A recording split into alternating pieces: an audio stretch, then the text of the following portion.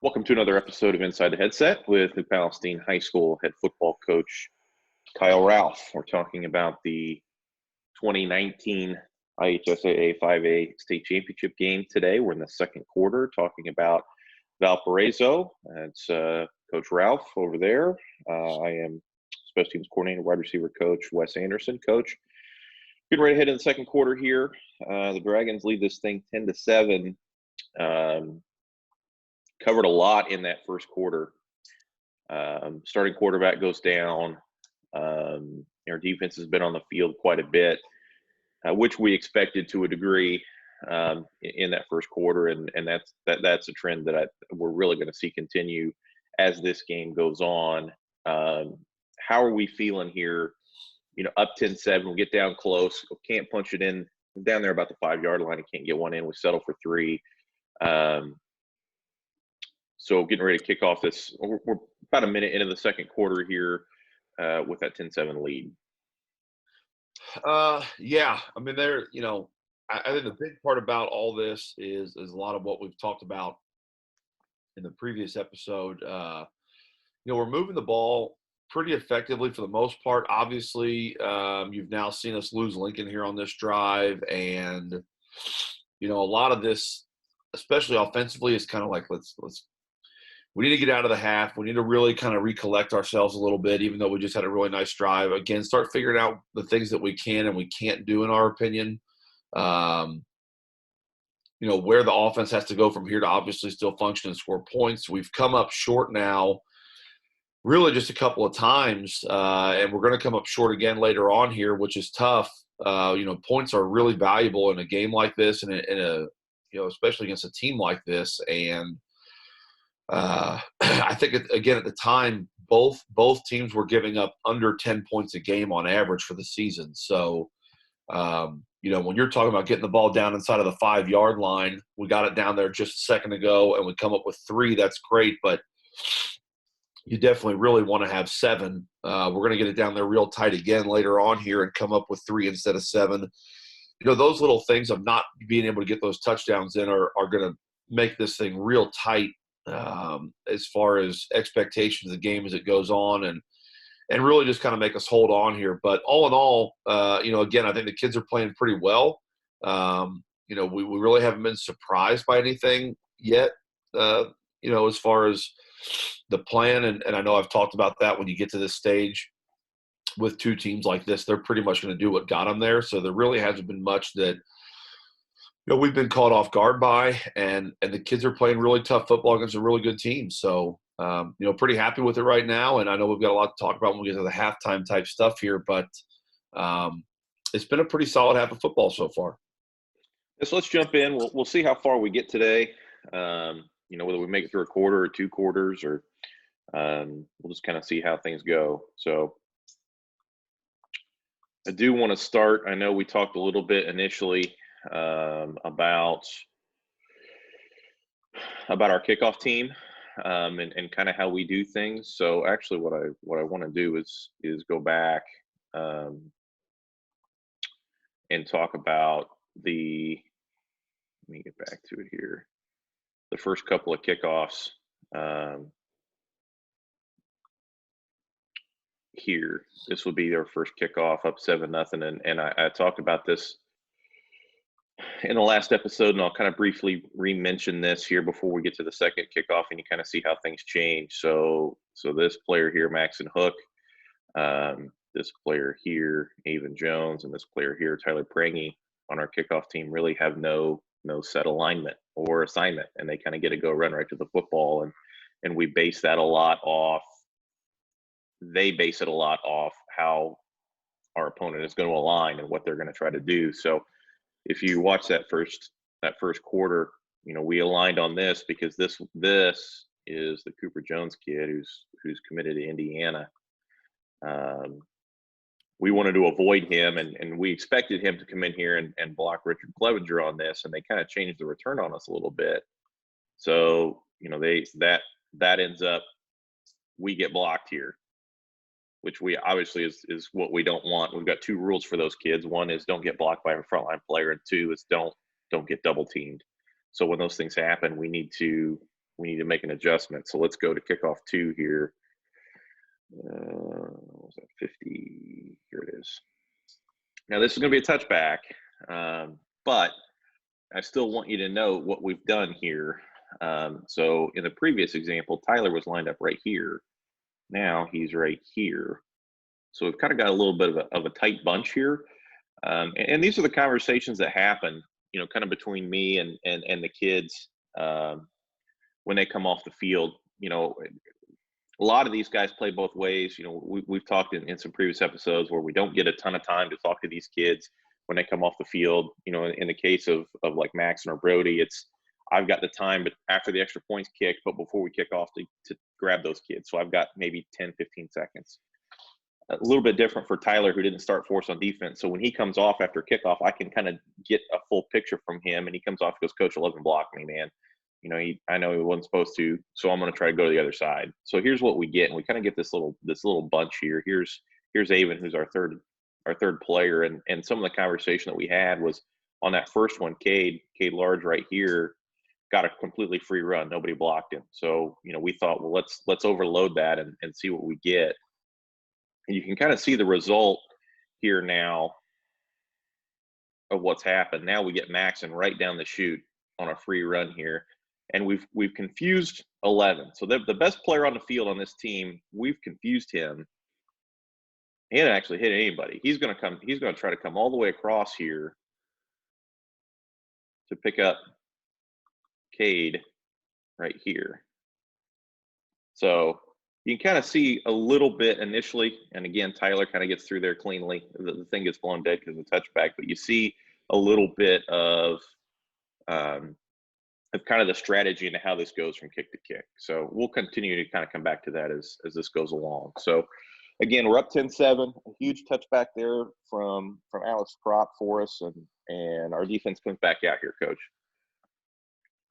Yeah, they have a really nice little drive here, assisted. I think this is one of the ones where they have a big run or a big play where we miss some tackles and take some bad angles on it. We give them some yards here, but we're definitely right now starting to settle in as far as the conditioning stuff is concerned. It's starting to balance things out some. I think that gets a little bit better here as the game goes on as well. We felt like some of their bigger guys were going to start to wear down a tad bit, and we're starting to be able to play against that a little bit better and resist that a little bit more. Really nice throw here by the quarterback on this little one man route. Really, yeah, it looks like a little RPO here based on what the linemen are doing. They're kind of run blocking here. Yeah, this might be a little read on hook right here, without knowing for sure. Just kind of guessing on the lineman demeanor here. Yeah, Hook comes, screws down in the box, and they're going to try to bang the slant in here. Really do a nice job. Those are some of the things you can do when you've got a quarterback that can really throw like that. That's one of the nice advantages. Yeah, it's nice too when you've got a 6'5" or 6'6" quarterback too, with all those big boys in front of him. That kid's shorter. It's going to be a huge struggle, but that was a big kid. So this is a lot of what they had done this year too. Kind of these plays like this that look really rudimentary and simple. It's not far off of what we do as well, but they really had a lot of these plays that were kind of these powers or the occasional ISO, stuff like that, where this running back would just get up into the wall of people and almost disappear and then just explode out of absolutely nowhere. It'd be like a big mosh pit. So this actually is both. We called this power lead. It's where the fullback would lead and the guard pulls around. And there were so many times this year where they had just, essentially moved the line of scrimmage 4 or 5 yards forward. That kid gets up in the backs of people, and you can't find him in there, and they just kind of maul you, and he ends up squirting one out for 50 or 60 yards. So we're doing a really nice job of maintaining our gaps right now, and again, just playing pretty good assignment football against this and not giving them big chunks, but they're going to get one here in a second. kind of our little. We talked a little bit about our little kind of center pick stunt here, and this is a good example of it, where you'll see Will kind of go backside A, and Avon kind of loop around here, and Avon ends up being the one to make the initial contact here. Sheds this guard. Him and Richie get in there.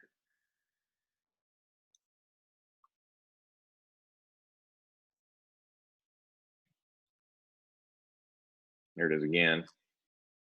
Pretty much same play from them. Yeah. I mean, this is what their offense loves. They're just going to lean on you, and this. I know we knew this had to be part of their game plan is to wear us down through 3 to 4 yard carries here. You know, as much as we're satisfied with this, they're probably just as satisfied here because our guys are not being able to come off the field and stuff, and they're just, you know, they're just leaning and pushing on us, and every one of those reps that you have to take, it's a little bit more fatigue that our guys are gonna get playing both ways like that. So.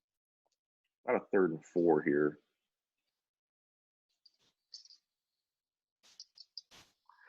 Yeah, we blow a coverage on this one, and this one hurts us really bad. We lose our linebacker on the opposite side of the field here, really for no reason, and we don't get back out and recover, and they run this mesh route right behind our ear here, and then we overdrop, and that was not good.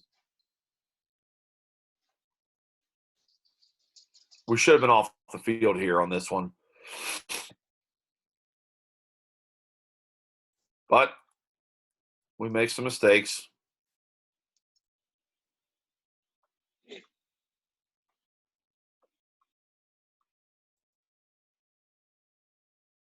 There's a power again.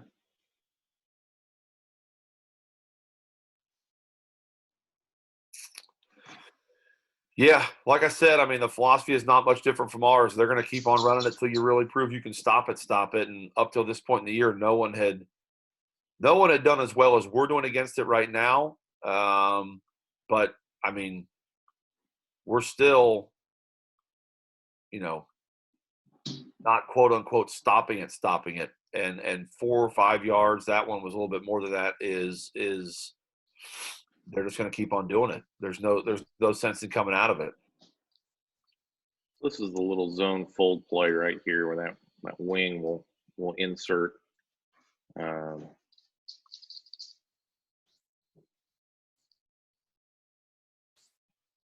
Yeah, it's just ISO. It's almost exactly how we run it. And Richie does a nice job taking that on. Yeah, that's a hard play to stop too. It's literally exactly the way that we run the thing. Now this then was I know they've done this before, but now you guys get because you paused it here. They did this earlier in the drive and we had rolled through it, but this was one of the things on short yardage and honestly, when some of the games had not been going very well for them, or they felt like their offense, it seemed like maybe wasn't clicking, they would just go to this and essentially just overpower you. They would bring in extra linemen, and they would go like a heavier and unbalanced type set. And I mean, legitimately, you know, we don't have one guy that's 300 pounds, and they would bring subs and stuff in to take skill players out. And the subs would be, 285, 90, 300 pounds. And now you're looking at, 4 or 5 guys out there that are 300 plus and are 6 foot, 4 or 6 foot 5. And, they'd use that fullback as a wing or a tight end, or they'd bring this tight end in the game. And then they'd put the running back at quarterback some, and they put the Osorio kid in there, running back at quarterback some, and do this wildcat stuff. And this was a big problem. What made the problem even worse is you're going to see later on in the game, because we really do a decent job against this overall, this package had really hurt people the whole year. It's essentially old school single wing out of the shotgun, and they're just going to literally put every massive human being they've got in the program in there and pretty much just say that you can't match us in size and strength, and so therefore you're not going to stop this. And we do a decent job against it, and then later on, they go ahead and bring in like the super jumbo package, which they hadn't shown, and they put the two Division I defensive ends become the two up backs, and they put essentially two 250-pounders more on one side of the ball and then run it over there. I mean, I've never seen that many large human beings on an offensive field at once. It was when they came out later on in the game in this same package, they had the two defensive ends out there as the wing backs, and they had all those offensive linemen in the game. I've never seen anything like that before. And I've coached and played a lot of football. I don't think I've ever seen an offensive set that looks like that. It was legitimately intimidating just off of general look. When you saw them break the huddle, it was like, how do they manufacture these kids up there? I mean, good Lord. So anyway, this is the set we were talking about when we mentioned it earlier, and we kind of rolled through it. But for those of you that were wondering, this is what we're talking about. This kind of heavy single set. Yeah, let's take a minute here, because I want to talk for just a second about some of the variants here, because we went into this game expecting about 4 different looks, and I want to kind of point them out. I don't remember exactly what we're going to see here, and we'll kind of go as the game goes along, but they really did about 4 different things here, and two of them are this, where this is really a balanced offensive line, but they would also go unbalanced, where they would bring a lineman over and stick him right there inside the tight end. So you would have 5 on the right of the center and 2 on the left of the center, and then you would have the 2 wings either to the side of the strength, which was one formation, or you would have the 2 wings to the weak side of the strength, which was another formation. So talk a little bit about that for a second, and some of the intricacies of how we aligned and how we adjusted. Yeah, it's a good question. I actually got this question from a coach who reached out to me about some of our defensive philosophy stuff this past week, and him and I talked quite a bit about it, and he asked about shifting our front and stuff, and I told him there's a couple ways that we do it. So this is probably a good way to explain. So we have 2 shifts on our defensive line, essentially, and a lot of that's based upon how many players there are to create a surface on one side of the ball. And so, again, there's 2 ways that we go about that. One of them is a half shift, which essentially means our defensive line is going to shift half a man to the side that we call the strength or the shift 2. And then we have a whole gap shift, which means that our guys would slide over a whole man. So in the half a shift, we usually play 4 techniques with our defensive tackles, so head up on the offensive tackle. In the half shift, they would essentially just shift down, and that 4 technique would essentially become like a 3. He'd play right in the gap, kind of on that outside shoulder of the guard.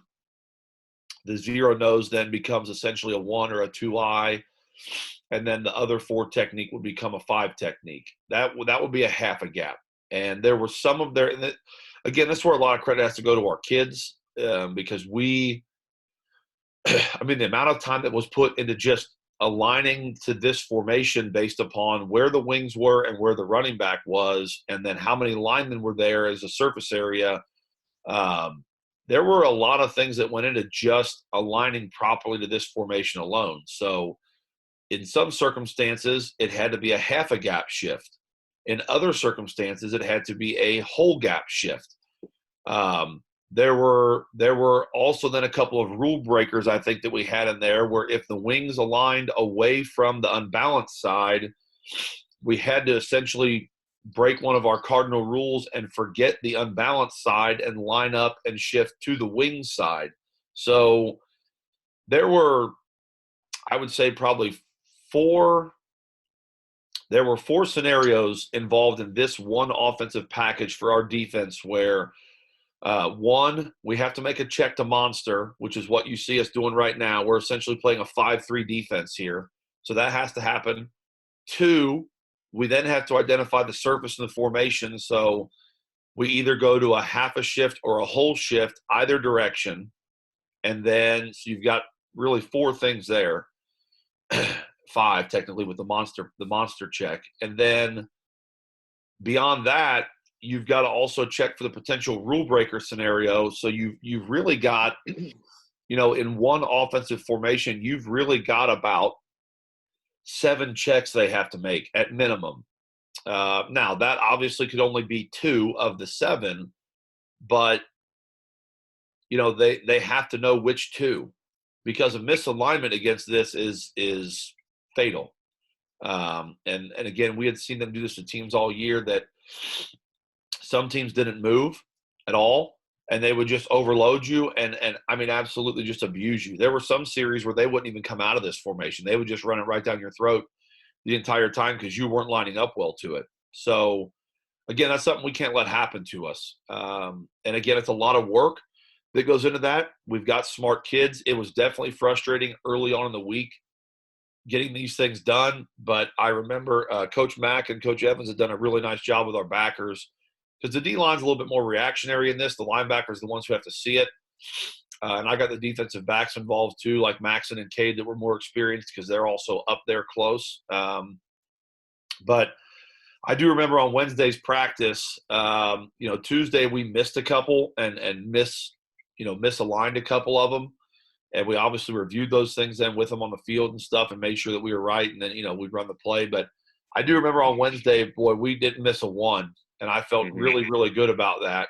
We were, that Tuesday we really had to learn and process these things. But then Wednesday, I do remember our practice was really tight on this. So what you're going to see on this one is essentially a whole gap shift to the left here. There they go. Guys, now what you saw happen is they come out and then they align and they see the rule breaker and they shift our guys back over kind of last second there. So we end up getting ourselves into the right thing. And again, this is really not easy to stop, but we do a pretty nice job here, all things considered, on keeping this to minimal yards. So there are a couple of other challenges here in addition to this, and one is that they really do this out of, it's not technically what's called a sugar huddle, where they're going to break the huddle and line up and snap it immediately, but there were times where this happened pretty quick, and the time for our defense to process is short, where you have to, all those things you talked about, okay, are they unbalanced, are they not? Where are the wings? Are the wings to the strength? Are the wings weak? The other challenge that they did sometimes, I don't remember if we're going to see it in this game or not, is one of the wings would line up on opposite sides, where they would start here and one of them would motion. So you might get this, which was one, based on our film study, was one set of things, and one set of checks. That was one of the many checks that we had. We had to wait. Yeah. We had to delay it and wait until we got. Yeah. And now when this kid starts to go over here, that changes everything again. It's a whole new set of tendencies and rules and things. So, I think, I'm sure for the coaches watching this, they know those challenges, but I think for our fans that are watching these, there's a lot. I want them to see the scope and the magnitude of just what happens in one little 3rd and 2 at the 34-yard line, and one formation, that I'm sure the average fan doesn't realize all this is going on the field. All of that, the last 10 minutes of talking, for them to run a play for 1.5 yards. But there's a lot that goes into it. Again, we do a nice job on this play too, really. I mean, it's truthfully, I mean, you're not going to stop these guys very often when they've got a yard or 2 to go. We hold them there, and then they come into this. So this is what you were talking about, the split formation here. So this is one of the ones where we had to essentially wait. We had to wait on them now to get our assignment here. Yeah, so this is the exact same formation, but this wing is over here. So they're still balanced up front. And the other thing too, so this is kind of the big hitter receiver here, and there's 13, the slot guy. So the quarterback comes out, which helps. Yeah, that's kind of part of how we ID'd this. We knew when the quarterback went to the sideline, this was what was going to happen. But again, there's so many variants. So they run like a quarterback ISO. Yeah, with type deal here. Yeah, this is the tailback. I was wrong. They do run a set with that receiver, but this is the tailback. They'll put a couple guys back here.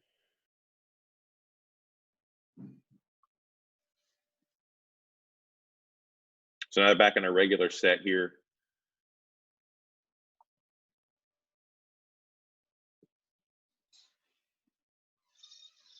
And there's a wing counter.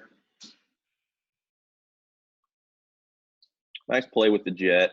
You know, we run a variant of this. We've talked about that. We call it Carolina. Yeah, we lose our edge on this one here. Mm-hmm. It is a great drive by them here to end the half, to answer and score. Really nice little kind of shot in the arm for them, I'm sure, as well, to get this thing back down and get it tied. I mean, we've got them on a third and kind of medium, which they really don't like being in much, and then we get them on a fourth and short, and they converted both of them. So yeah, that's a good drive by them here to get this thing down here and then eventually get some points. But again, here we go on third and short, just complete overload. And so here's the unbalanced version, where you've got an extra hat on this side. This is the center. So you've basically got a covered tight end, quote unquote, but it's a lineman, and then the two wings. So you've got, I mean, here's the challenge defensively on this. I mean, there's 7 blockers right here. The smallest of which at one point is going to be 260 or 250 or something. Yeah. And then they've kind of flipped the personnel here. Here's 13 as the quarterback, which is a little bit different than what we saw last time. It's a great job by, I mean, again, we're doing really well against this thing, which is good. Because they really had, when they had just, you know, when they got you in this formation, boy, they came after you. I mean, it was just a relentless beating. I mean, really the old school kind of 3 yards in a cloud of dust, except for they were doing like 9 yards in a cloud of dust to people. I mean, they were just brutalizing people with this formation that we had watched, and we really are doing a great job against it. I mean, they kind of got us on that quarterback ISO wedge play there, but we're lining up properly and we're doing a really nice job. Now the two big boys come in. So they call it a timeout here. And, you know, we pretty much told the boys, like, look, they're going to come back out in that formation again, get ready for it. Well, when they came out of this timeout, the two Division I defensive ends were in there, and I was like, well, get ready for – I think I told Scott on the headset, get ready for your 1st and 10 call because we can't stop this. Yeah. I mean, there's just no way. You know, when they put that much beef in there – and, you know, the thing is, too, like, our kids know where the ball's going. You know, we had studied the tendencies and all that stuff. It's going right here. And especially when they put in the two monsters, like everybody in the stadium knows where the ball is about to go. Again, and this is why I love what Coach Marshall has done up there. It just doesn't matter, because if you can't stop it, it makes no difference if you know where the ball is going right now or not, because you don't have the horses to stay with his kids.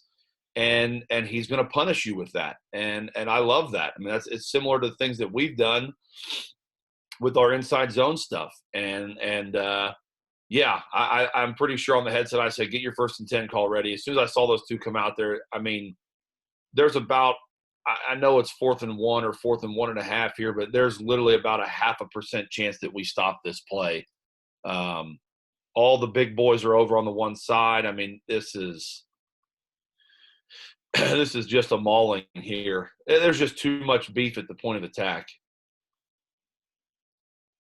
We try, and we give it a good go, but he just finds a hole and squirts right through there.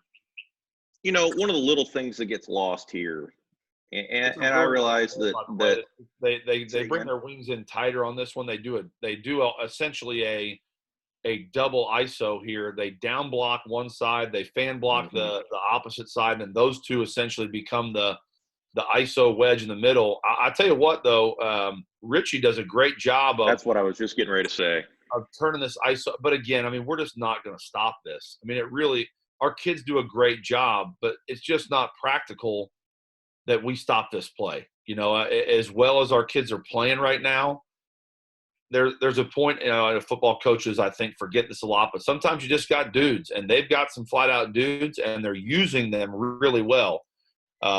Technically, we play this really well, and we've been playing this really well. But at the end of the day, you know, that's our 200-pound junior linebacker who's really fitting up technically exceptionally well, a 260-pound national Power 5 recruit. We're just not going to win that battle. I mean, it doesn't matter how good Richie's technique is, which right there is really good. He's not winning that. And you know, again, it is what it is. But the boys are playing good football, and that's something that coming to the locker room I'm going to be really pleased with. Is we're playing mentally pretty well, and physically we're playing pretty well also. You know, we're just, you know, you're going to lose those battles sometimes. They got some great players over there, and they're well coached too. So you're getting the tail end of the motion here on the start of the next one. He started over here and motioned across, and kind of get a little bit of a break here with a bad snap. Yeah, I really thought this had doomed them. This was a big play for us here. This kid's quick now. You can kind of tell how elusive he is. Kyle does a great job making this play in the open field. But if you want to know how good this kid is going to be at the next level, watch him tackle this dude who's probably one of the fastest players we've ever played against. He's quick. I mean, this kid from Valpo is incredibly good. Not to mention, Kyle hasn't come off of the field yet. I mean, he's now played whatever play number we're on. He's maybe not played for about 4 of them because he's not on kickoff or kickoff return. Other than that, he hasn't come off of the field once. You know, one little other note I'll make, speaking of not coming off the field, this is a personnel change we made. There's our current starting quarterback right there, who's in, and we moved Cade. We moved Cade into linebacker here in this second quarter. So, you know, on top of everything else, we've got our quarterback starting on defense right here. Yeah, and if something happens, we really don't have much of an answer there for the number 3. But yeah, we had to put all of our cards on the table here. I mean, there's no other way to put it. It's the state championship game, and this was part of the plan in some different scenarios. And Lincoln going down was never part of the plan, and having to then play, you know, Eric playing defense was part of the plan. We can't scrap them all because one bad thing happens. We got to roll the dice and, you know, hope that we can keep Eric healthy here. But he had to play defense some for us in certain scenarios, so that is him out there. Again, we're getting some nice pressure here. We just can't quite get to him, but we're getting close, and we're going to get a lot closer and finally get one later. But we're getting there. Yeah, I thought that sack for them was going to be a killer. We get a bad call there.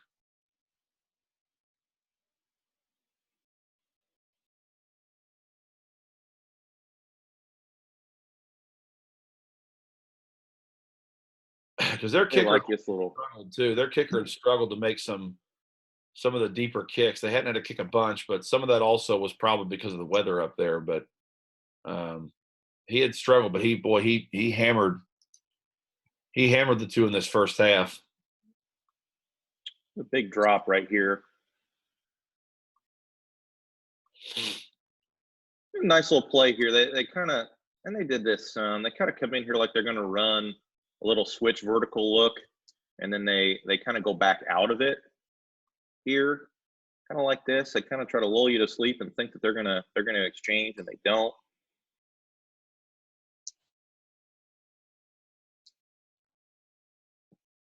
Yeah, he just throws it behind him. So this one's 30, 38. Yeah, and they jumped, which moved them back again. I think they jumped on this one. Yeah. So I actually was feeling pretty good about this. Again, this kid had struggled to make some of these, Mhm. and boy, he really just puts these first two right down the posts. It's another good kick by him here. Mhm. Almost got to this one too. We talked about this on the extra point. Yeah, we're close. We're close. That's the thing where I'll tell you on this stuff, a really good snapper makes all the difference. We talk a lot about operation time, and I'm pretty consistently looking, um, when I talk about operation time, from the start of the snap to the ball leaving the foot, I'm looking for about 1.4 or 1.45.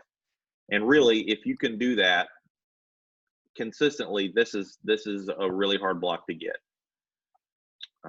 When your operation time starts going up into the 1.6s and 1.7s, I mean, we're probably not even a tenth of a second away from this here. Like I said, that's where good short and long snapping makes all the difference.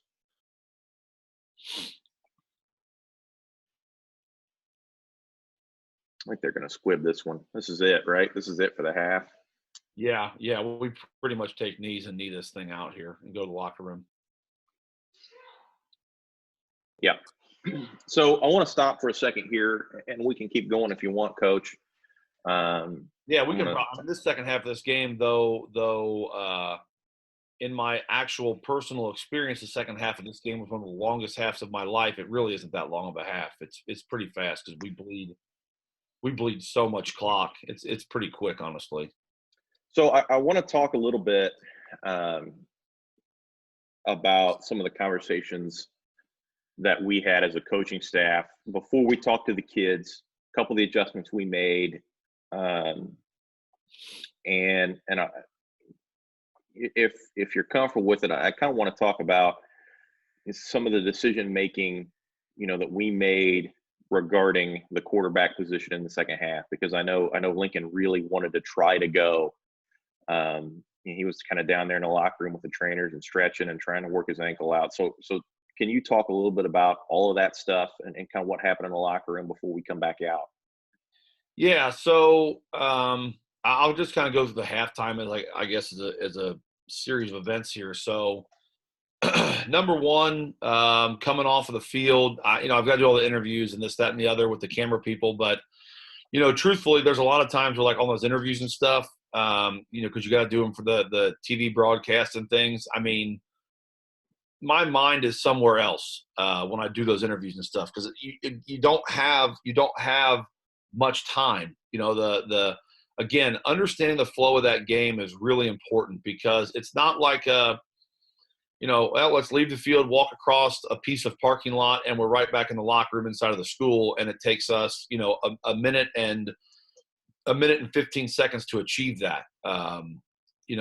Normally that's about what we function at when we're at the high school, or at most people's high schools, except for our guys, Coach Overholt and Delta up there. If Coach O watches this, that's the only place where the walk's not a minute and 15 seconds. Boy, it's about an hour-long walk from the field back to Delta's locker room. So, you know, and the thing about Lucas Oil is you've got to get off of the field, into the tunnel, around the bowels of the stadium, and then back to the locker room that you've been put in, which quite frankly is not super convenient for time crunches like that.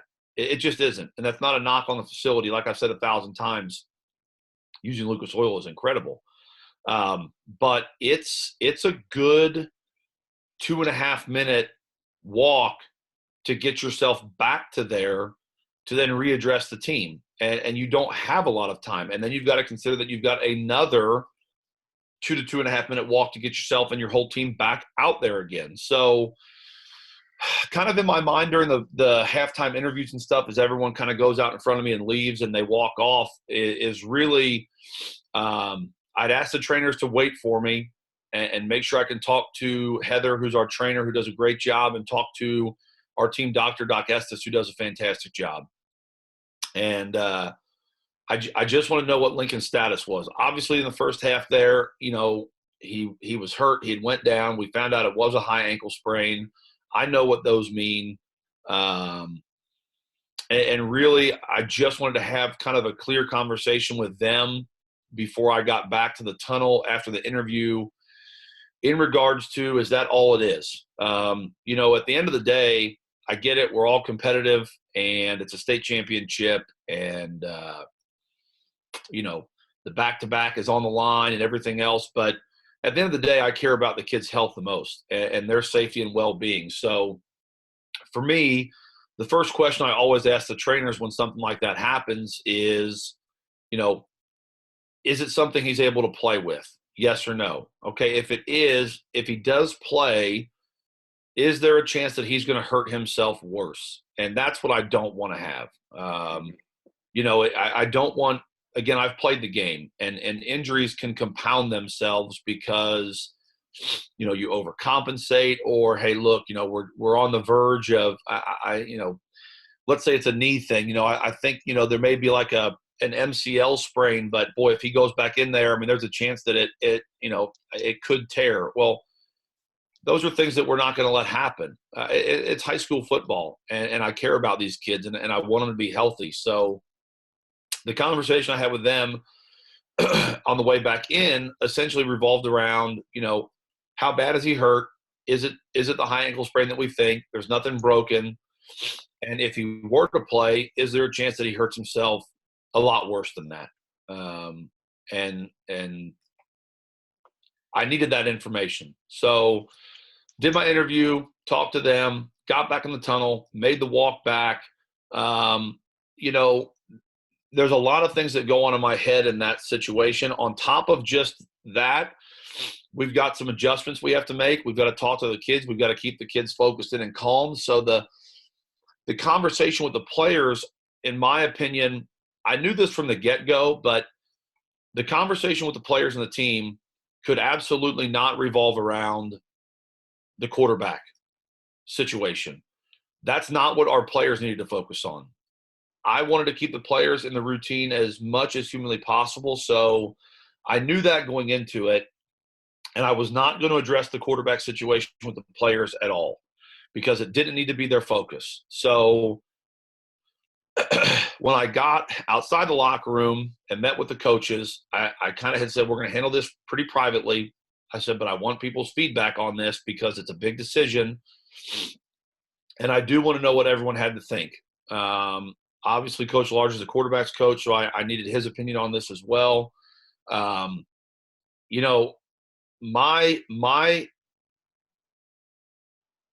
gut had said that we had to just stick with Eric. My heart had said I want to put Lincoln back out there. He was a tremendous leader.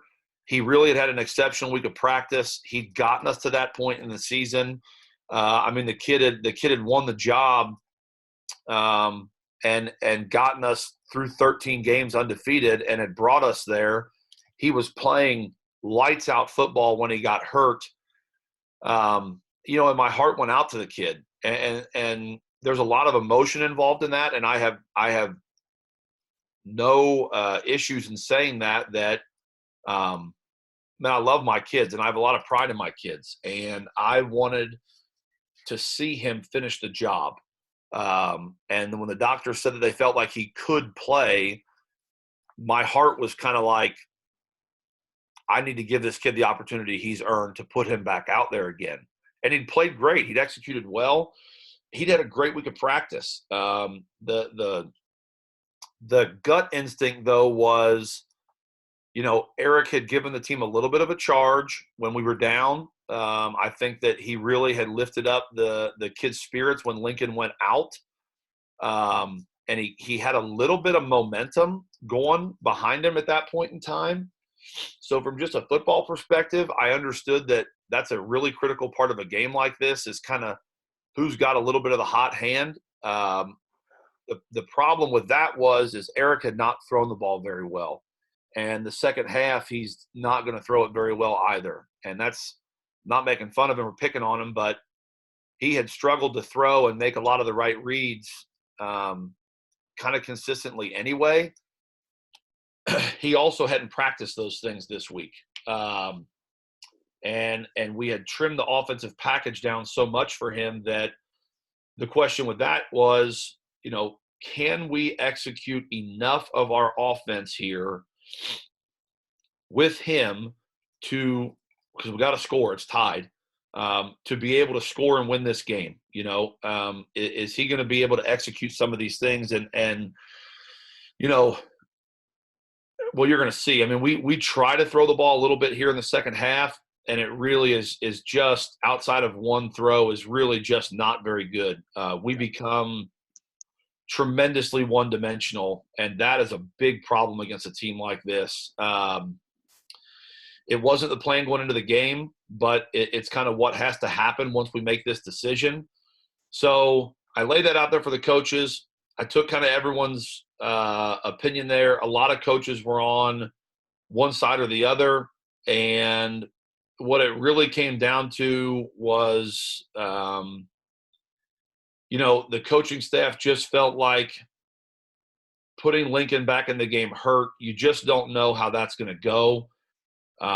We really had already kind of rallied behind Eric, and the kids had responded well to that change. So the decision, which was really hard, and I actually, to be honest, even as we left the locker room, I was still battling with what choice to make. And as we turned to leave, I actually went back to Coach Large and said, okay, you need to go talk to him. Go ahead and tell Eric that he's got it, and Lincoln is going to have to stay warm and be ready just in case. It took that long for me to really finally make that decision to do that. But there was, again, not heated debate, but it was definitely a debate of passion and what the staff felt like was going to help us win this game. And to me, as a head coach, I think it was one of the better things I've done, because everybody being included in that was really important. I mean, it affects all of us. It doesn't just affect me and the two kids. Everybody that essentially works with the offensive skill players needed to at least be able to speak their mind there and feel included in that. And I needed to gather information from staff members that obviously are trusted on those decisions as well. So can I hop in here for a second? Sure. And I think a very underrated part of what makes us as good as we are is the cohesiveness of our coaching staff. And any coach that's watching this has probably been on a coaching staff where what you're describing turns into a screaming match. I've been on staffs where you don't even get hurt, period. So yeah. So it's, but in the event that one of those conversations does start, somebody screaming at somebody else, there's hurt feelings, there's anger, there's hostility, and that doesn't happen with this group. We're really close. We're really close on the field. We're really close off the field. And that allows us to be able to have those conversations in a very, very tenuous, stressful moment and be able to voice our opinions with everybody. And you know what? We're going to come to a decision. We're going to talk about it as a group, all of us. It's your call. You're the head coach, but you're going to solicit our feedback. We're all going to provide that feedback, and whatever happens, happens. So, I think that gets overlooked a little bit. And I think the average fan, doesn't kind of think about coaching staff dynamics as a big part of what we do. But it's obviously critically important. And I think it's one of the things that makes our staff go the way that it goes. I don't know if you have any feedback on that or not. No, I agree. I mean, one of the, just I guess from another perspective here, one of the things that I try to work on the most is if I'm going to hire somebody, I don't, I quite frankly, for years now, haven't cared much about their X and O's knowledge. I care more about how are they going to fit with the synergy of our coaching staff. And to me, that's critically important. To be quite frank, I got talked out of really what my initial opinion was. Like I said, my heart, because of the emotion involved in it, probably a little bit blinded, but had said, I'm going to go with Lincoln here. And some of that was, I thought he could execute the plan maybe a little bit better. We could still do the Wildcat stuff as needed with Eric, and I thought it just gave us a better chance in the second half. But, in talking to the coaches, quite frankly,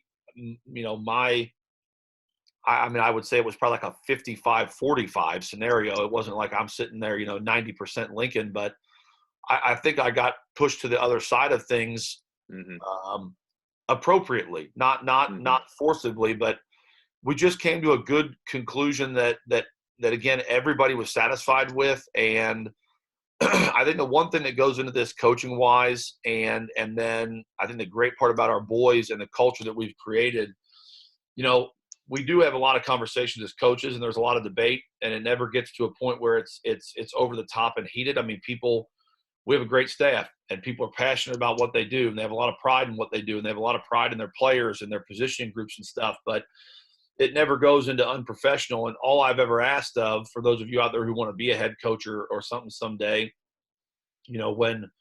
when I do make the decision, because on everything that I do, for the most part, I'd say 90% of the major decisions that have to be made in our program, I will look for feedback from somebody, whether it's players or staff. There are very few times where I just make a choice on my own without looking for any feedback from anybody. But the biggest thing is I tell the staff, once that decision is made, whether you like that decision or not, we're all on board with that, and you're going to stand behind that. So if we have 8 coaches plus me talking about something, and 5 vote for one thing and 4 vote for the other, and the 5 of the 9 of us, end up getting quote unquote what we want, the other 4 are going to have to accept that and live with that and promote that or do that, whatever it might be. And that's the way that it is. And you've got to act professionally about that. And that trickles down to our players as well, because if you've got, coaches with bad attitudes about it, or, I don't want to do this, or it's a stupid decision, or what, that the players see those things. And now you're going to start losing your kids. So the great part about our coaches being on the same page as that is our kids have now bought into the fact that whatever our coaches are selling them has got to be the right thing, and it's got to work. And once we bring those things to our kids, they're pretty much all in and sold. So I think it's just another great example of again, we kind of roll the dice here a little bit and maybe do something that some people would do, some people wouldn't do. But in the long run, it works out for us, and we win the game anyway. You never plan to lose your starting quarterback, and as time goes on here, Lincoln's ankle actually ends up being bad enough that he's in a boot for I think 3 or 4 weeks after this to try to recover from that high ankle sprain. The first week was I think boots and crutches, no pressure, no. I mean, it was really bad. And sometimes spraining your ankle is worse than breaking it. Now, those sprained ankles can linger forever, whereas a break, you can cast it, heal it, immobilize, and whatever, and rehab before a sprain might actually work itself out. So it was a very stressful halftime. Again, what I'm proudest of overall, though, is that we kept that professional. We had good conversations about it out there as a coaching staff, and when we went into the locker room, like I said, it was not something that the players were burdened with. It was we're going to focus on making the adjustments like we always do. We're going to talk to you guys about the things that have to happen here now in this half, and we're going to move forward. And essentially I think they probably figured it out relatively quickly, but most of them are probably going to assume that Eric is going to be the guy out there, and none of the players actually said a word to me about it either, which I was a little bit surprised by, that none of the players gave any feedback. But again, they're creatures of habit. That's not what we do at halftime. We're there to coach, we're there to make adjustments, and they're there to listen and then give feedback when we ask them to. It all just kind of fell into place oddly. That rhythm just stayed right where I wanted it to, and I felt really good about that. So a lot of them didn't know that Eric was even going to be the guy until we came out for the half. And like I said, I made that decision as I went back and forth in my head as we turned to leave the locker room. And I sent Coach Large back in there to go talk to Lincoln and Eric both and just let them know what the plan was. But, we came to the locker room essentially then to kind of go through that. We came to the locker room, we made some adjustments, made sure our defense has been playing really well. Just went with our linebackers to work on them again real quick about covering some of the pass lanes that they were busting.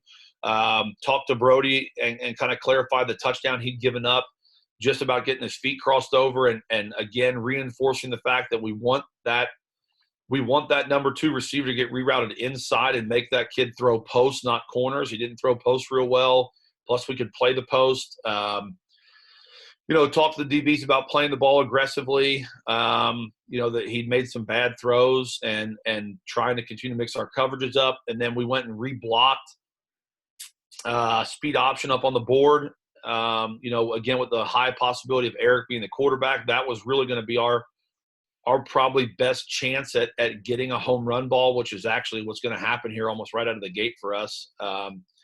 We just felt like that was so close to being a big hitter so many times that we really needed to shore up the blocking. You're going to see us change our blocking on it here to get a couple of the kids accounted for that we weren't getting accounted for in the blocking aspect of that play.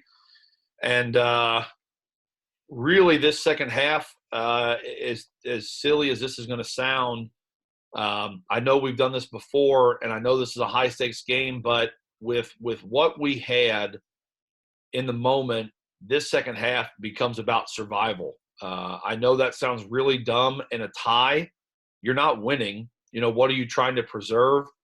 I really felt like we were close. I know the staff felt like we were really close to a lot of big plays. I mean, we've been down inside the 5 with no points. We're about to be down inside the 5 again, or with 3 points.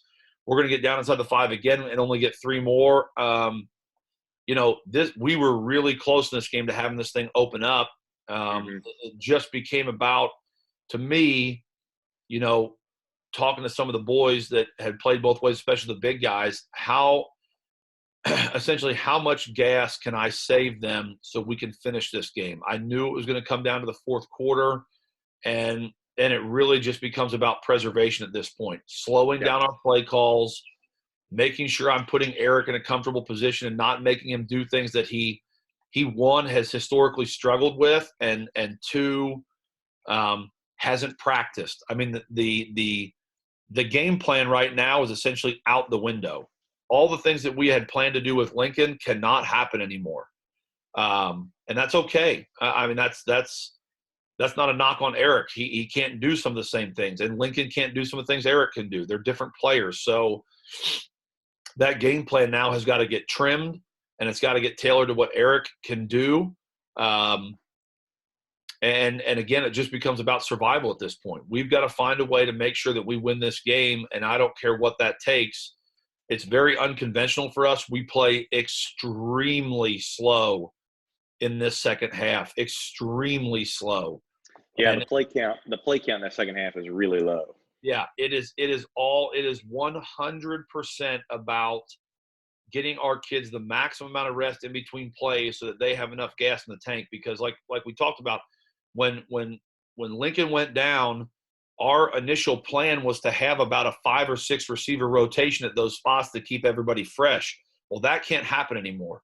So not only are Kyle and Matt never coming off of the field, but now you've got 5 DBs that essentially are, 4 of those 5 are starting wide receivers, and they never come off of the field. So you're looking at 6 guys that have not taken a break and are not going to get a break yet.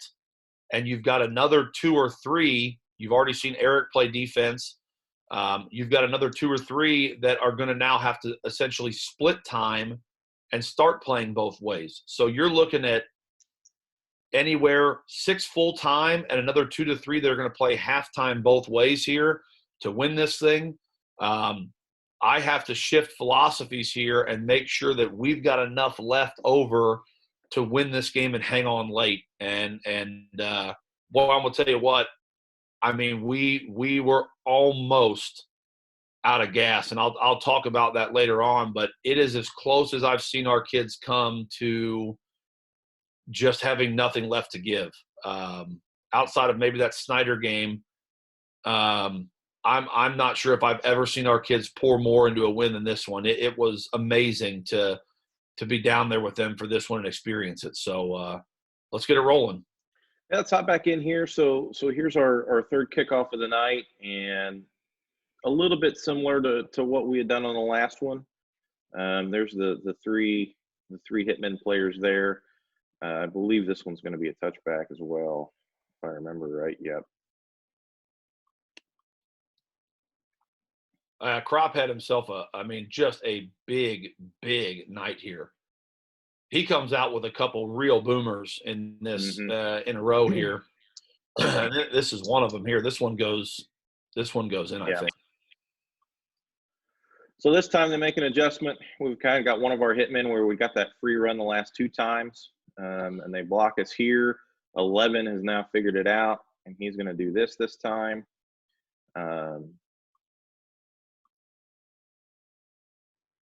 But we're still in a pretty good space here. We've really got five free here. 2, 3, 4, 5. 2 to 5 man wedge. So feel pretty good about that. I'll tell you what, too. I mean, I know we said this a little bit, but I mean, really another underrated MVP of this game was Prop, because he had, come back from the injury, he really had struggled to get the ball into the end zone, and some of that was the bad weather we've been playing in, the wind and the freezing cold outside. But, kicking the ball deep to their starting tailback and all that, like, boy, that's just not a good option, and his ability to pin them in at their 20 multiple times in a row here is that a weapon. He really – and, the 2 field goals he makes were great. Obviously, those were huge. He nails his extra points, but his overall kicking performance, I mean – incredible. Huge. Absolutely incredible. Huge. Yeah. We're going to get going to be a couple – quote-unquote close calls in this drive that go against the old Dragons here. Yeah. Nice play by Hunter on this one right out of the gate. Chase this down from the backside. Right here. These are the things that again, we talked about the halftime, our linebackers, just getting them under control again. We're not in our passing lanes. We're not making our reads here. Hunter makes a really nice play. He's going to make a really great play here in a couple of series and calls a fumble that comes after a mistake. But again, we're playing hard. Here's some more pressure from us. And I'm going to tell you right now, this is right in front of me, because I stand further back when we're on defense so I can see all the DBs at once. And this ball is in Luke's hands right now. As he rolls around, that ball is in his possession. And then when they roll over that time right there, 15 gets his hands back on the ball. So it's 15, and then Luke, you can see Luke has it. Luke has it right here. I mean, 15 does not have any possession of that football. He jumps back on top of him to get it, and they award simultaneous possession on this play. And I'm going to tell you what, it isn't at all. And the zoomed-in shot on the Jumbotron, it's not even close.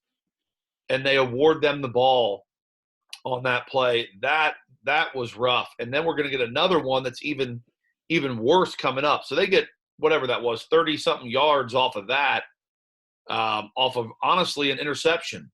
And I'll say this, too, as you keep rolling through these things here. The one thing about our kids that a lot of people have commented on that they love about, like, that can be deflating. There's a lot of teams that would just honestly kind of fold up shop right there and pout about it. And our kids – we don't allow it in practice. We don't allow it in the off-season training program. We don't allow Here's the other one. Here it is. We don't allow it during games during the season. It's not permitted. I will take you out of the game if your body language is negative. You're coming out, because all you're going to do is play poorly. If we see poor body language, you're coming out. In our off-season program, and we grade our stuff, body language is one of the negative grades on there. You will lose points for poor body language during conditioning stuff, our dawn patrol things. I mean, we're that serious about it. So our kids are just trained to continue to play hard and play forward, and we don't give them other options, essentially. We don't allow that to become a habit for them. So Mhm. I was really proud of our kids because not only do we get one, but now Riker intercepts this ball, and they call another simultaneous possession. So we don't It's a get it. post wheel again. Yeah, simultaneous possession, for those of you that don't know, the simultaneous possession goes to the offense. So it's like kind of like baseball. Tie goes to the runner. Whether people think that's fair or not, it doesn't really matter. That's the rule. So here's Riker, again, has the ball in his hands on his chest. Mm-hmm. That kid rolls over and grabs it, and they call simultaneous possession again. And that one was a clear interception. I mean, yeah, that one wasn't even remotely close, but we don't get that call either. And at this point you would think like, okay, they're going to give up points here. There's no way they come back from – I mean, we've given up now 55 yards of quote-unquote interceptions that weren't. Not many. Boy, how about this fill from Richie right here? Oh, I didn't mean to interrupt you, but No, you're good. holy moly. Yeah. Right in the B gap. That's even. Both of them. Even from right. Yeah, Both even from right here. But again, we're playing great. I mean, you can't ask the kids to play a whole lot better than what they're playing right now. We just got to keep plugging away. So, and we do a good job. And this drive's a little bit uneventful here. Now that they get down closer, they kind of drive it in, and we get some good pushback. And we're going to make them pull up for a field goal here in a second. It's just a really resilient drive by our defense, to be honest, with the bad things that kind of happen here. It is a very resilient drive by our kids to just mentally continue playing, go on to the next play, keep doing your job. We almost picked this one off. It falls just short of Brody's hands. So long kick here. This is 42.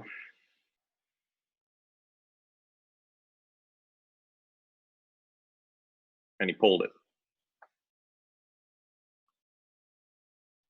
it. So dodged the bullet there, and here comes the Chuck Quake. We've talked about speed option quite a bit. This is going to be it. Right. So, again, I want to get into Eric's comfort zone. It's been a good play. We literally had drawn it from this formation exactly on the board, and I told them this is what we're going to come back to immediately here, but we've got to get this thing blocked up properly. Essentially, what we want to do is leave the guy that's in front of Maxon alone. So the guy that's way out in front of him, we're going to cut him loose and essentially leave him because he wasn't much of a tackler. So leave him alone.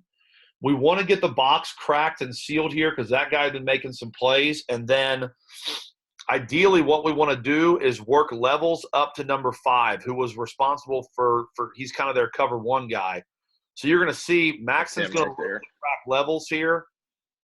And then, so when I say crack levels, he's going to look to the linebackers first to crack them.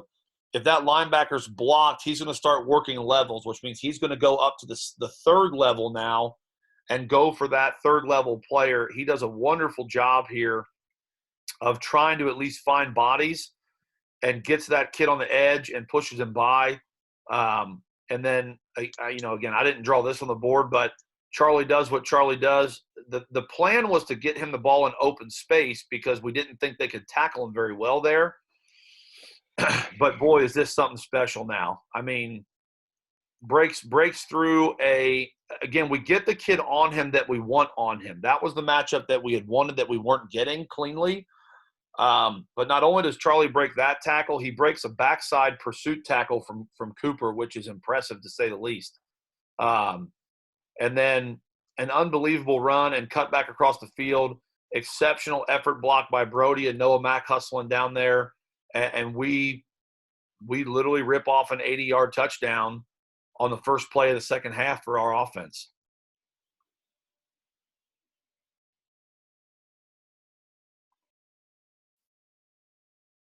It's just an exceptional run.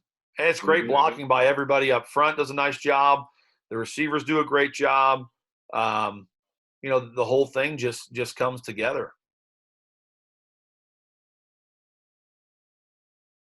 It's a huge play. They had not given a play up like that all year. I mean, I can't remember on film them giving up a run like that. So that was big, huge.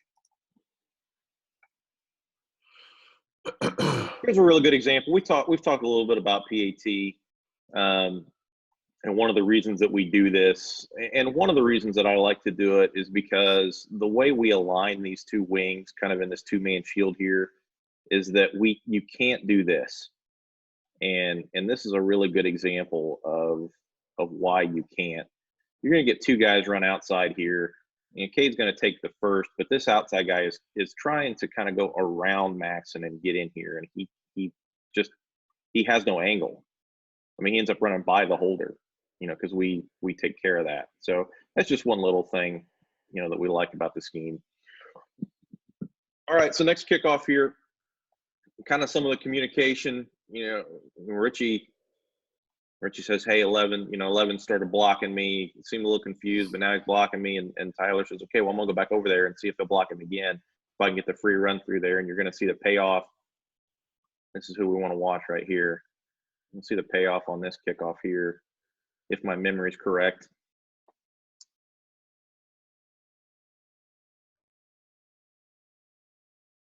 And there it is.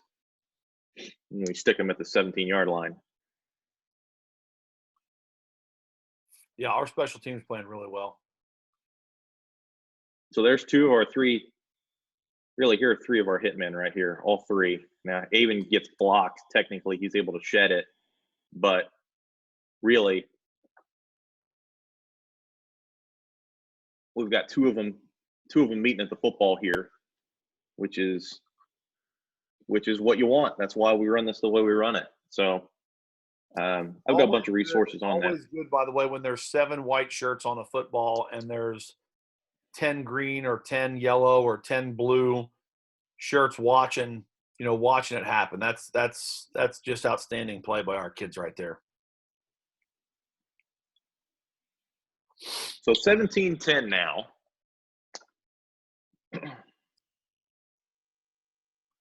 As they come back out. Yeah, we've got some good momentum here. We're playing pretty solid ball. That offensive play obviously gives us a big charge. We make a mistake on this one here, we blow a gap, and we just fit this wrong and give them a huge seam. Hunter fits the wrong shoulder and gives them a big seam here. But he's gonna make a huge play coming up here in a second. Again, against teams that are this disciplined, a little bit of lack of discipline is going to kill you against teams like this. And that is as simple as one player fitting the wrong shoulder, which puts him in the wrong job, and them capitalizing on it. So, again, we've done great against this formation here. And one of the things that Coach Mack had talked to these guys about is when you see them go away, you've got to fill in and scrape and get behind the play. And now Hunter does an exceptional job. You can see him as those two go to lead on the ISO, he replaces them and scrapes flat and punches this ball out and makes an absolutely unbelievable play. First of all, it's going to be a tackle for loss anyway. But on top of that, we stop him again, but he creates a fumble, which is even bigger.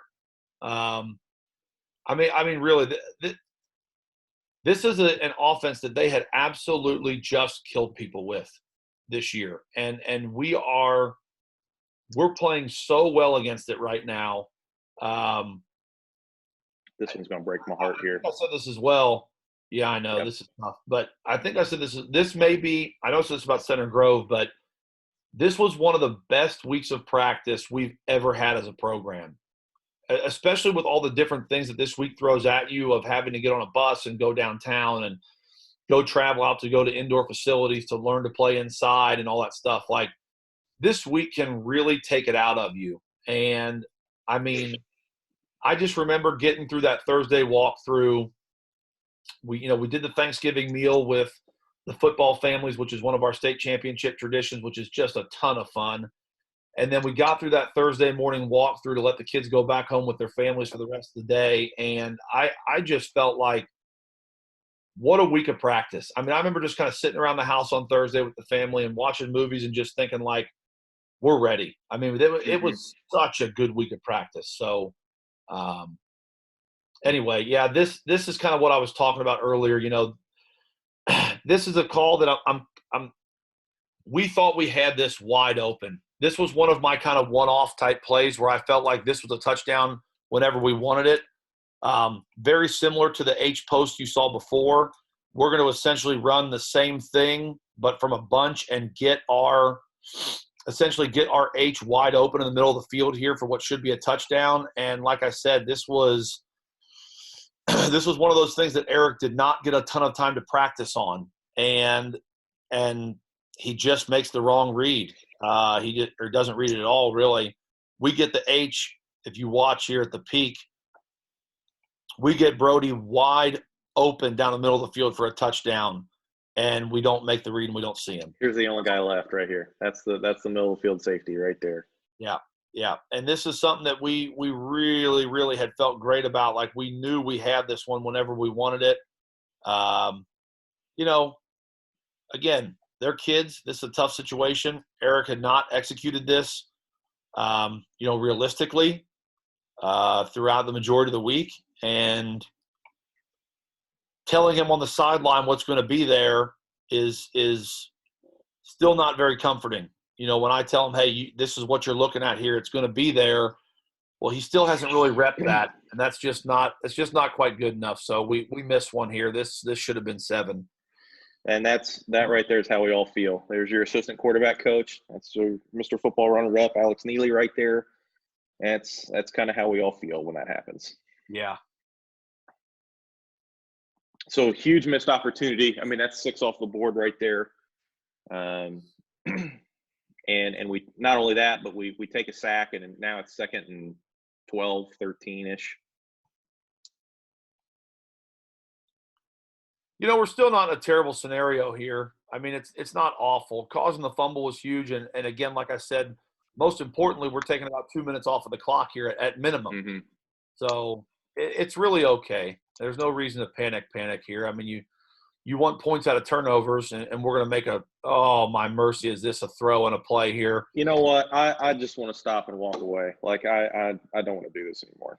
So this is one thing that, for those of you that are like, hey, coach, you're talking about, Eric has struggled to make some throws. Why are you going vertical here? So this is the throw that Eric is best at. He threw fades really for his whole career. He threw fades exceptionally well. Outside of maybe actually the guy you just put out on the sideline, Alex, and Lincoln's pretty doggone good at him too. But outside of Alex, Eric maybe throws the best fades that our program has had. Some of the other stuff he struggled with, like I said, each kid is different, but he had a really kind of like a whipping arm motion that he could really put those fades up there. So we go and take a shot on this one, and he throws an absolute gem to the pylon. I mean, this ball was going to go nose down on the peak of that pylon. It is gorgeous. And Blake actually kicks – yeah. Blake actually kicks the pylon with his foot as the ball – he catches this. As the ball is across the plane here, it is a good call by the official. His foot is maybe an inch off of the ground. It never actually connects with the turf. He kicks the pylon over, but he never gets his foot in. And so they call it incomplete. It's that official's making that call. That guy down there is 20-ish yards away. The other guy's 25 plus. I mean, that's a pretty bang call here, looking at possession plus his feet. Boy, this was a tough one. This was a tough pill to swallow on this one here, because it is. I mean, you can see it. His foot's essentially kicked the pylon over and then resting on top of the pylon. It's hard to tell that stuff from an official's perspective in the heat of the moment. So it's tough. It's an unbelievable play, though. Absolutely insane throw and an absolutely incredible play that we don't get. The fans are going wild. They like it. Yeah, my wife is somewhere in here. I can't remember where she is. She's going bananas in here, but I can't find her right now. Yeah. All right, so third and 8 now. This is a scramble, isn't it? Yep. Yeah, he scrambles on this one. It's a great play. This also, as a side note, is one of the things that Eric did really well, which is why we like speed option. He did use his feet well, and he's kind of deceptively fast. We used to joke with him all the time, but he's got really long strides and really long legs, and so it doesn't look like he's moving fast, but he actually developed a pretty good amount of speed as time had gone on. And this is a good example of that here. When he takes off, he really gets moving. This is our mesh concept here. Riker ends up really pretty deep, honestly. Did we change this? Was this double post this week? I think it was. That's why he does this. Okay, never mind. I tell you what, he's running a great route. Forget I said anything. That was essentially, again, that H post we were trying to take advantage of. Yeah, I got you. All right, so down inside the 10, kind of reminiscent, honestly, about the same yard line of the 2018 scramble that Zach had. He ended up scoring, but pretty similar deal. You can see, by the way, if you kind of are paying attention to the very start of that play, Eric, again, had taken the reps throughout the week to a degree, and it's the next play here, not this one, the next one. Oh, sorry.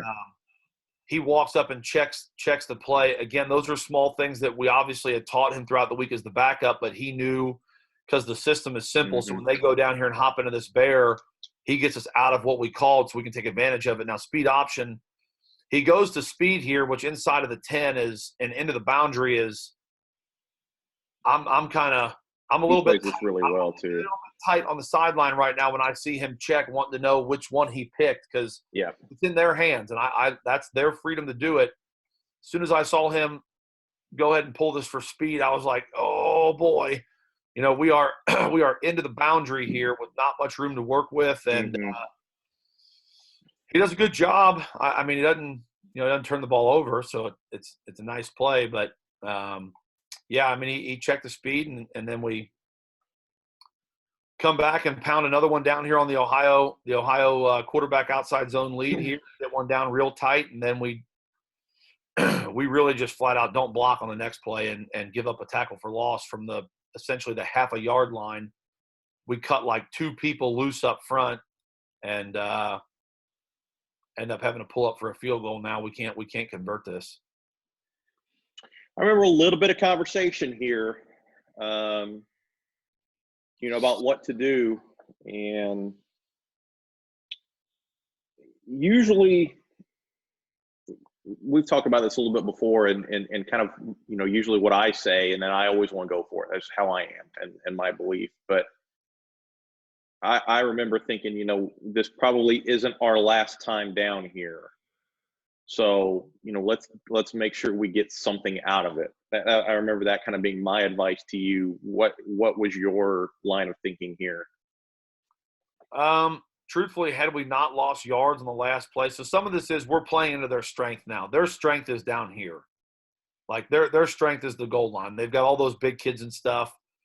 So we're playing into their hands. Truthfully, had we not just gotten abused like that on the last play, if we would have gotten to 0, and we're still at the half a yard line or closer, I might have actually gone for this. But having just watched what we just did, and now being on the 3, there was no way I was going for this. I kind of let it drag out a little bit just to buy our guys some time and, again, continue running the clock. But in my opinion, having just watched that last play transpire and then, our kids are busting their butt here to take points off the board to go for that one. To me, this becomes a 2-possession game now, and you cannot get the ball down in the red zone against a team like this and come out with nothing.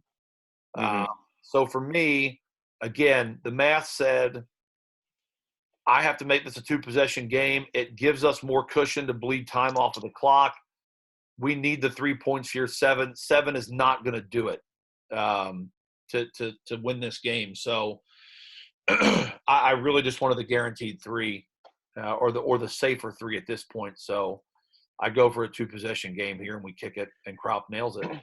Yeah, I talked a little bit in a couple of the earlier episodes about how hard this kick is for a kicker from this hash. Honestly, it's a lot easier from over here for a soccer-style kicker because, again, like I talked about, most soccer-style kickers have that natural right-to-left draw. The angle here, for whatever reason, the visual isn't quite as intimidating. This is a lot easier kick. You very rarely see a right footer miss one from the right hash in this tight. You see a lot more misses from the left hash. Actually, Alex rarely ever missed it from here too. Yeah, he loved kicking from the right hash. Anything middle right, he felt super comfortable. I mean, that That's one's a no about doubter right there. Yeah. Yep. So yeah, getting close here now to the end of the third. A lot of momentum. We've kept the kids pretty fresh. We've had, one play offensive drive, another solid drive that both have ended up in points. We're playing good defense. We've caused a turnover. We should have had 2 other turnovers. I mean, we've got a lot of momentum going our way right now, and we've still got some gas left in the tank to keep going. So these next 2 drives here, I think, are relatively uneventful ones. I think we pretty much just trade punts maybe here. Yeah, don't get a great kick here. Alex hits this one a little bit, and it lands about the 8. But I'll tell you what, nice play here by the freshman playing, in his first state championship game. AJ Ryerson gets clipped, doesn't care. Him and Richie come together. Richie fights this block off right here, and the two of them make a tackle. Not quite as deep as we'd like at the 29, obviously, but short kicks make things more difficult. So now we're kind of back in a wildcat here. Interestingly enough, this is one thing that they had done as well. Like I mentioned this earlier, when things weren't going very well for them, or they maybe were struggling, this was almost their comfort zone where they would go back into that sync. So you couldn't just throw it out of the book, say, all right, guys, we're up by 10. You're not going to see this. I mean, there were games where they were a tad bit behind, and then, battling or whatever it might be, and they would go into that and stay in that.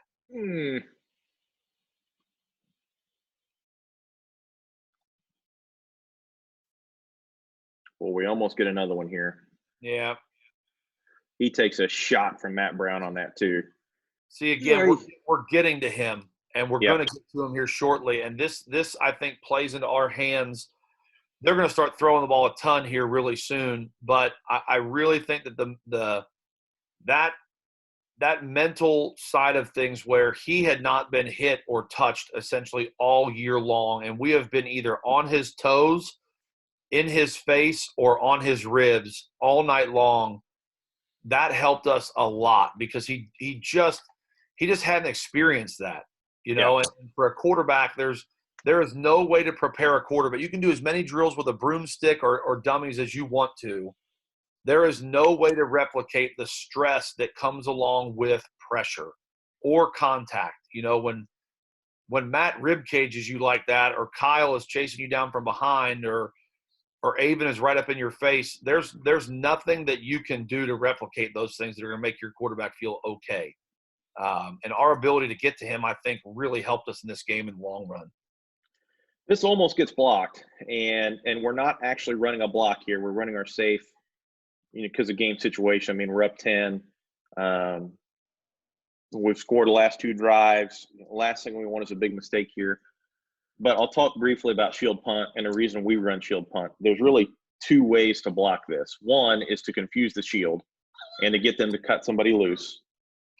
2 is you take one of your big guys and run him into one of their big guys and hope that you drive him back into the punter. And we almost get that here from Kyle. Kyle ends up running at the smallest guy here. And that almost grazes the top of his helmet right there, but not quite. And we've blocked 1 or 2 that way along the way. But it's not always about bringing 7 or 8 guys. Sometimes that's not necessary. Depending on who the Jimmies and Joes are, it may only take 1 if you get the right one.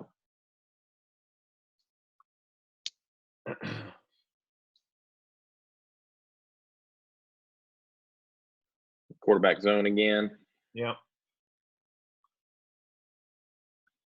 So 3rd and about 4 here. Like our game plans are super, super, super complex anyway, but you're going to see a lot of the same plays over and over and over and over again here because, again, we had to really trim it down, but it's working.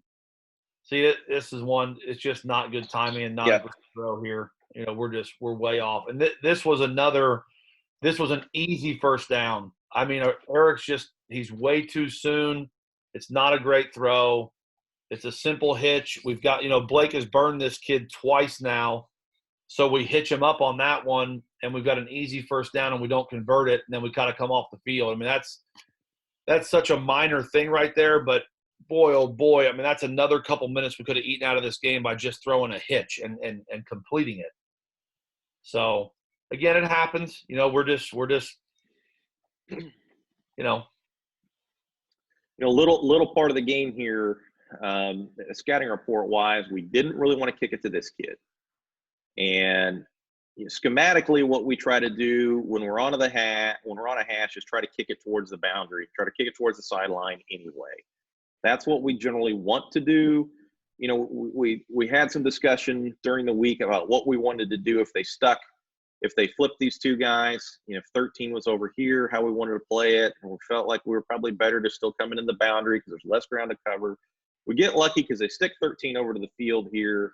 And we get the other kid to fair catch it. But I think that's another one of those little things that the average fan probably doesn't consider that goes into the game plan is who you want to kick it to when they go those two returners. All right, here's the pick six. So again, we've been real close to a couple of these things here, and Riker does a great job. We're playing that razor look, that kind of cover six-ish. Looks a lot like cover two between two of these guys, and we give him a really soft surface down here at the bottom because Riker doesn't get an immediate pressure to a flat, and so he carries this guy, and instead of that window being wide open, because Riker doesn't have to play that as hard because nothing presents itself, the quarterback throws one here a little bit behind thinking that window is going to be there because Riker looks like he's going to sit down and play some kind of cover two. Well, you can see this was actually in our scouting report. A lot of his interceptions had come on double pumps or what we call chokes, where he has to choke the ball down.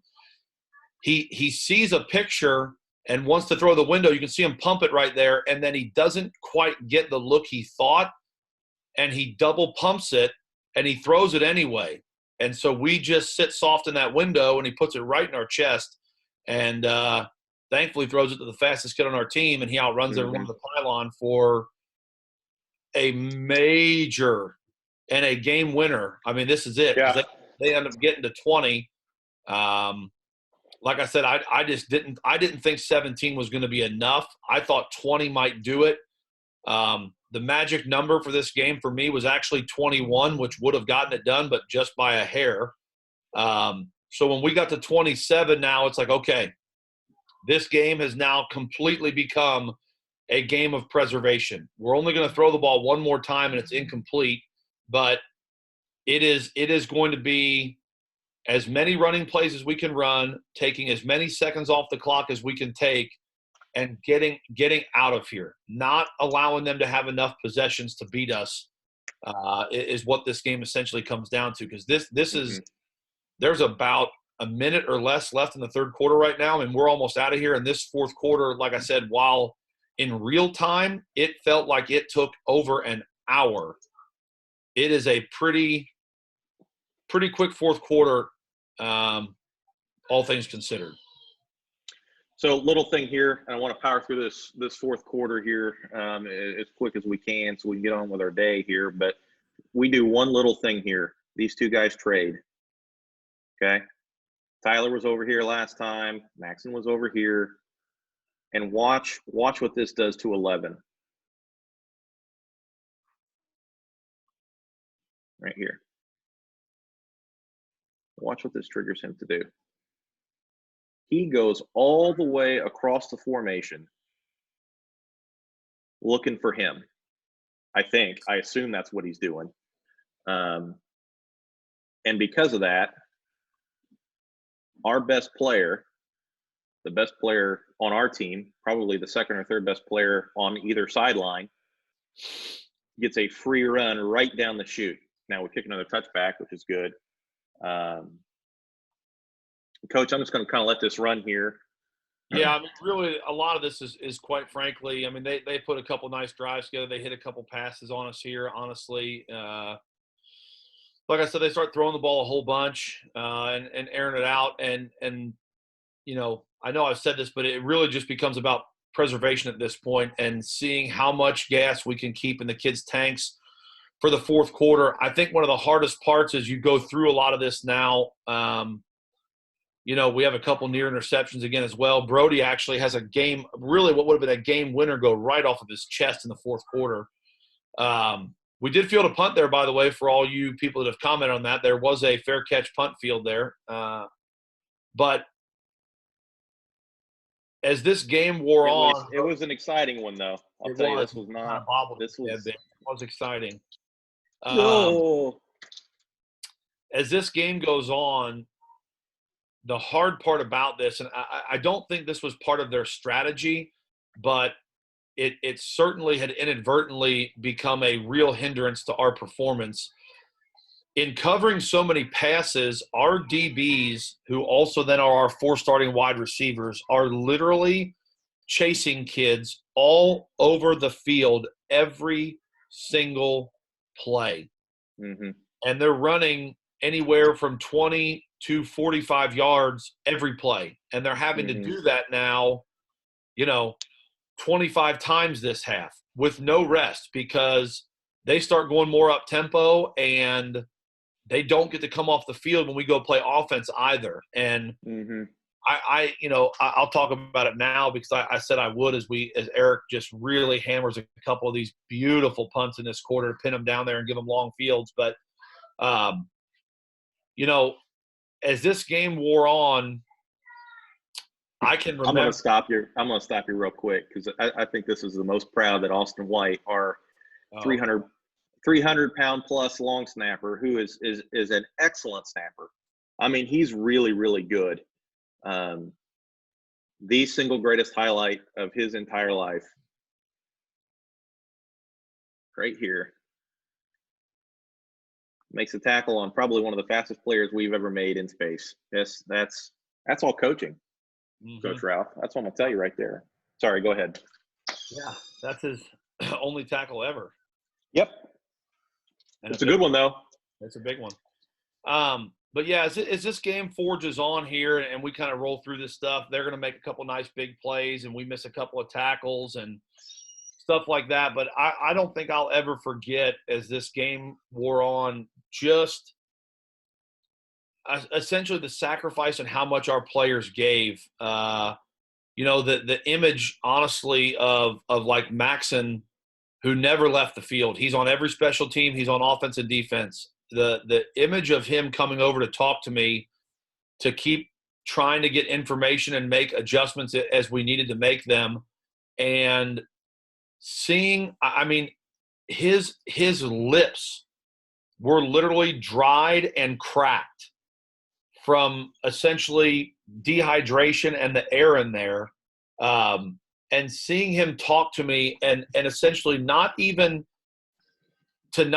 be aware or to block out the fatigue his own body was experiencing at that point in time and just keep plugging. Kyle was the same way. I mean, his lips were like cracked and bleeding. His hair was like completely drenched with sweat. And I remember at one point I brought him and Matt Brown over to the sideline there in the fourth quarter, I think when we were on a kickoff or something. And I said to both of them, I said, listen, you two, I said, there are no breaks coming. I said, I cannot afford to take either one of you out of the game. You understand that? And they both said, yes, sir.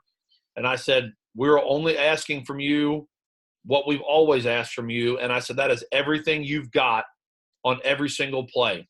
That's all we're asking. And I said, if you absolutely have to have a break, it has to come on defense, and you need to let us know. But I said, otherwise, I have no plans of taking you out, and you've got to sell out for this for 12 more minutes. And neither kid even batted an eye, And when your best players, Riker was the same way, and Cade, Brody, when your best players are sitting there staring you in the face, and you're telling them that this is going to be the worst 12 minutes of your life right now. Like, you've never had to push your body to this type of a limit before, but in the end, it's going to be worth it. That's tough. But when your best players stare you back in the eye and tell you they're going to get the job done, it's got to be one of the proudest 12 minutes of my career that I've ever had. I mean, our players, seriously, the celebration at the end of this was unbelievably emotional, but it was amazing because it almost lacked a sense of energy because our kids, I'm We're serious. So tired. They were genuinely so tired that they almost couldn't celebrate in the moment. And really, There it is. The celebration happened. Is this the one in Brody's chest? Yep. Yeah, he's right on this thing. Oh, just a little bit low. The celebration on this happened after the post-game interviews and stuff were over with, and we got to finally line up in line and get our medals because the kids had recovered. I mean, Yeah. they were that worn out that There's another one right through Luke's hands. Yeah, I mean, we're on it.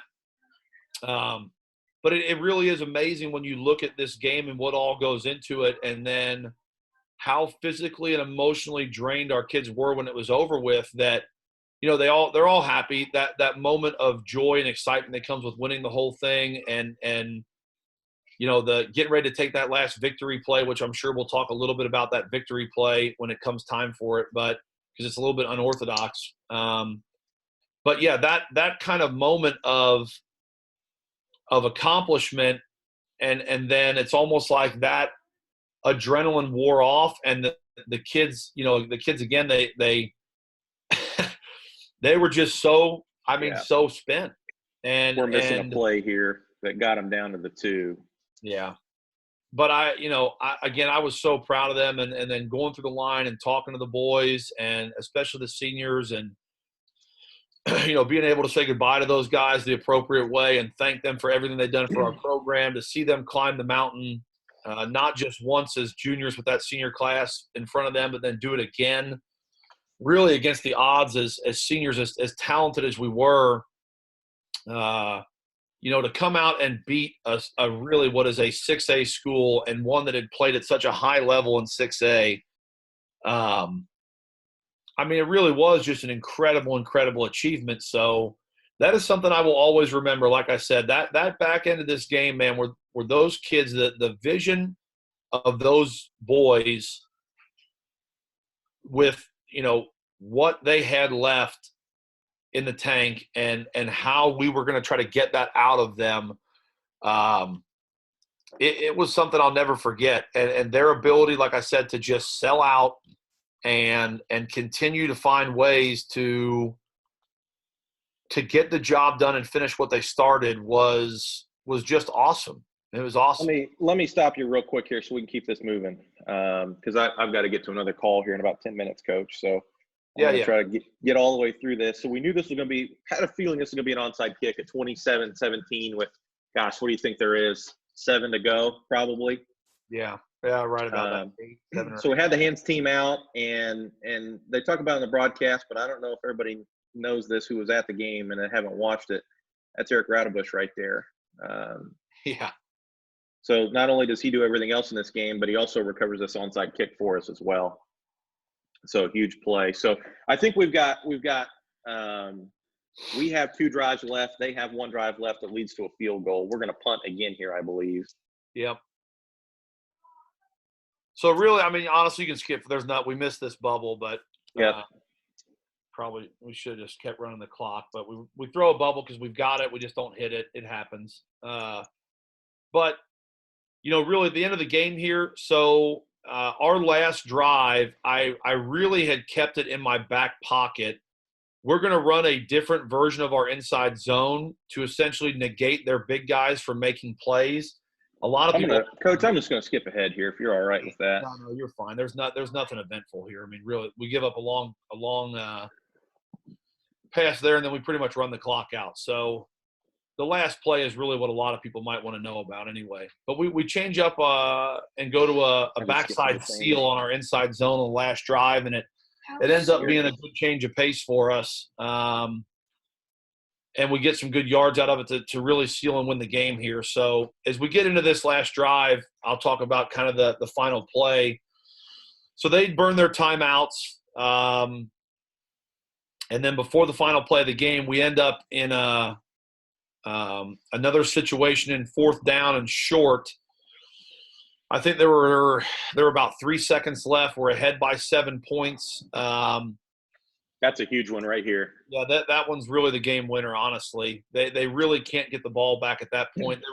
There was going to be anywhere between 6 and 2 seconds left on the clock after that in my math, depending upon how quickly the officials started the game clock. And we ended up getting bad read here by Eric.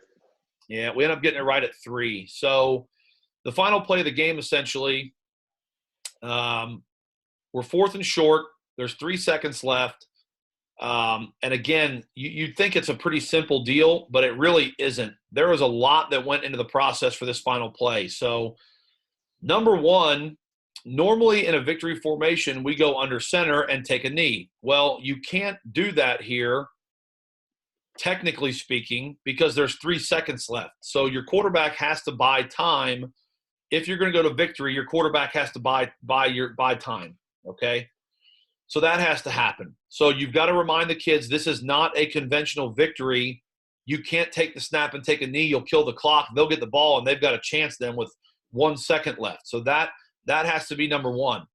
The problem with that, though, is, and this is, again, you've really got to think in a stressful situation here. You can't let the game speed up on you. The problem with this was Eric had taken 0 under center snaps the entire year, because when we did victory formation, it was always Lincoln that did it at practice.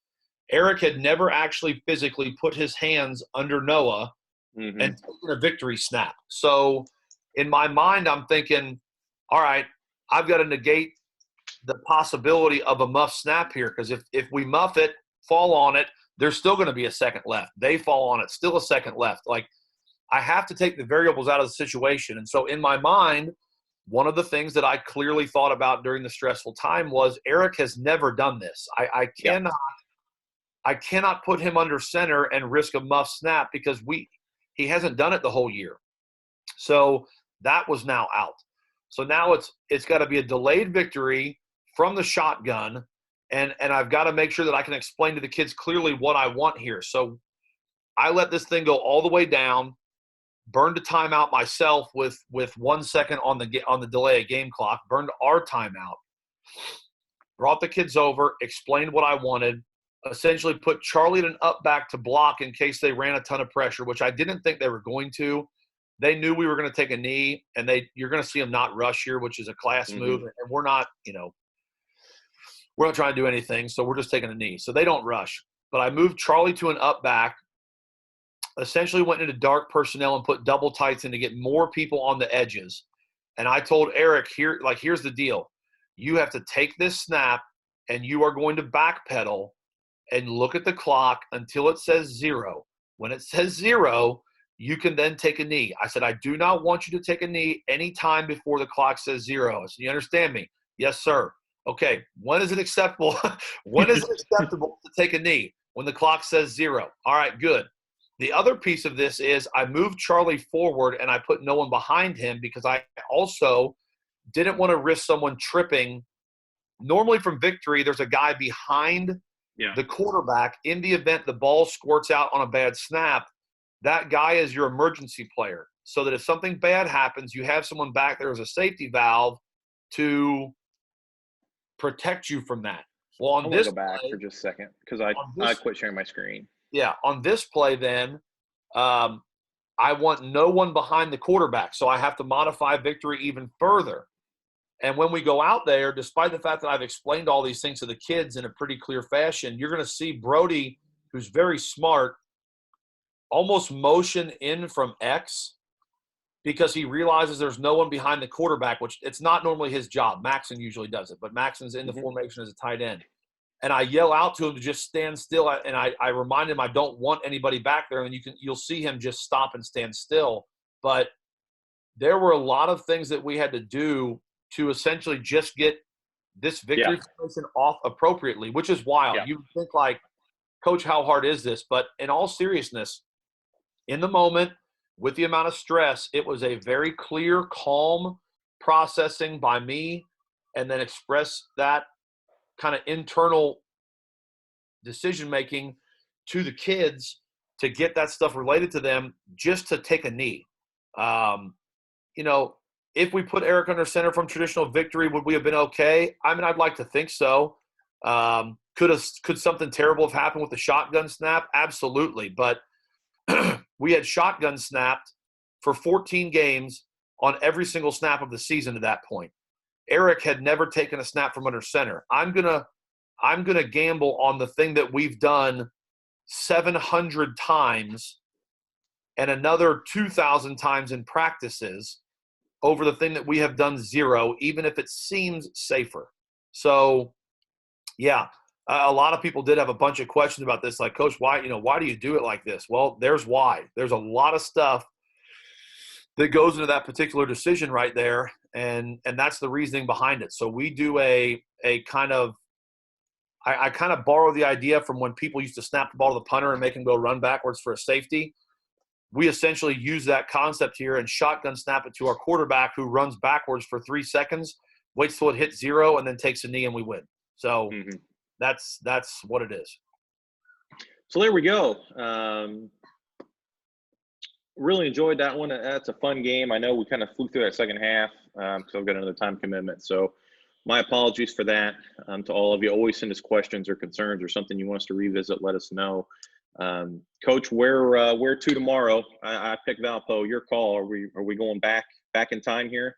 Yeah, I know we've had a lot of people that want to go revisit now that we've hit the 2 state championships, bet on the back-to-back years. We've had a lot of people that want us to go revisit New Prairie and do a blast from the past. So we'll jump back and we'll hit another state championship game. Our first one in school's history from 2014 against New Prairie tomorrow, I guess.